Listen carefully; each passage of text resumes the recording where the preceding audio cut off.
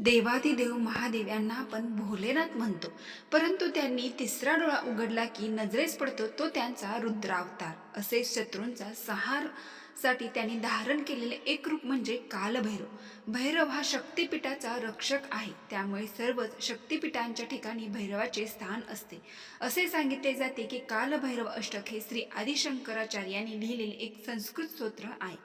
कालभैरव अष्टक स्तोत्र म्हणजे श्री आदिशंकराचार्यांनी कालभैरवाची स्तुती तसेच त्यांच्या व्यक्तिमत्वाचे वर्णन केले आहे. कलियुगात जीवन जगताना येणाऱ्या अडथळ्यांचे समस्यांचे दुःखाचे निवारण करण्यासाठी त्वरित धावून येणारी देवता म्हणजे साक्षात भगवान महादेव रूपी कालभैरव होय.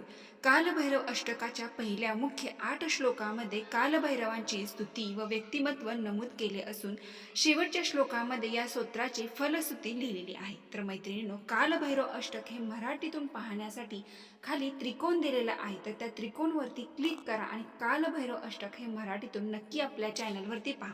धन्यवाद.